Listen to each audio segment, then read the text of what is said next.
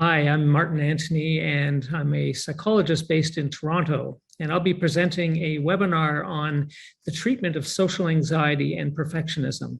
But first, I want to talk a little bit about why it's important to consider these two problems together. You may have some training in the treatment of social anxiety. It's not unusual for people to be familiar with some of the standard treatments that are out there.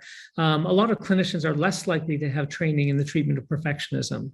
So this webinar will provide you with information that on a topic that you may not have come across in the past.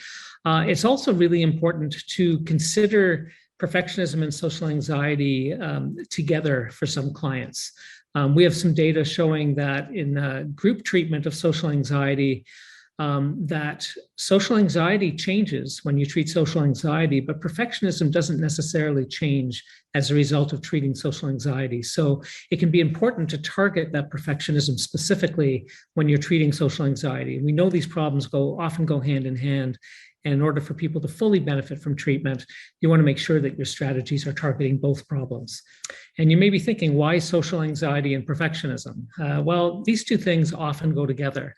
In fact, you can think of social anxiety as a form of interpersonal perfectionism.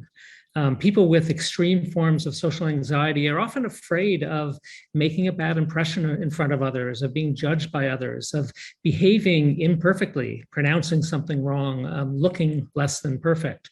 They set their standards for how they come across to others very high, and they may be devastated if they don't meet those standards. They may engage in what we call post-event processing, where they think back to an event that they were at and sort of process it through that kind of perfectionistic lens.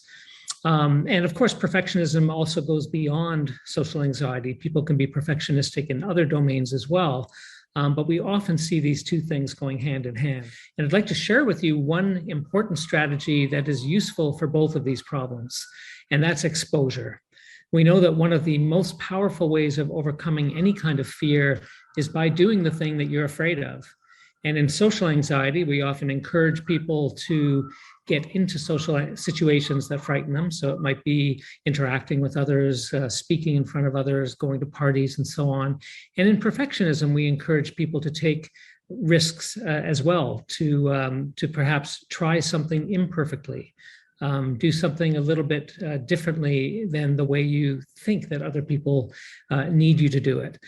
With any kind of exposure therapy, we don't ask people to do things that are objectively dangerous or that most people would see as threatening or where the consequences may be significant, but rather to take smaller risks where the consequences are likely to be nothing more than feeling uncomfortable. And what happens is people learn that their perfectionistic and anxiety-related thoughts don't come true. And they also learn to change their behavior in situations and ultimately end up having the benefit of less social anxiety and less perfectionism down the road.